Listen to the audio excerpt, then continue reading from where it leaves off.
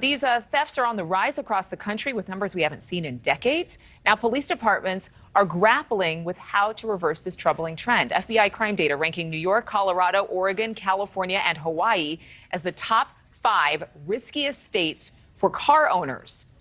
It should feel safe to get into your own car and to pull into your own driveway.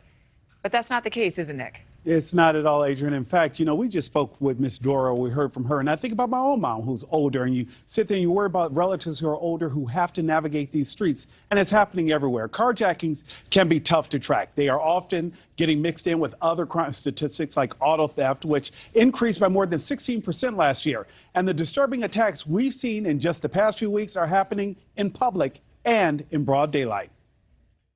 Brazen, bold, heinous. Police departments nationwide are reporting an increase in carjackings. A pastor killed in a carjacking outside her home in Memphis. In Atlanta, a mother of 3 tossed out of her car and run over with it. The entire incident captured on her own camera. Her husband now raising money for medical bills. We were looking to move anyway. I think this may just accelerate our plans. In Chicago, a city with a carjacking task force had more than 1,900 last year, the most in the country. And Philadelphia with more than 700 already on track to beat last year's total.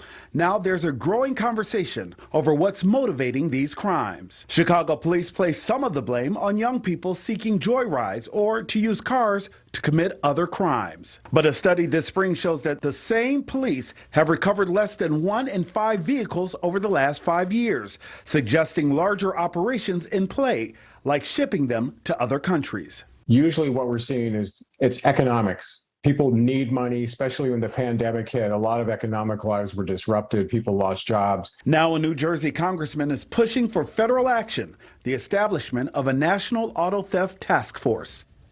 Yeah, so the obvious question, how does one prevent this from happening? Well, there are some safety tips, and they include do not travel alone when it's dark. And if you can, most carjackings happen between 10 at night and 2 in the morning.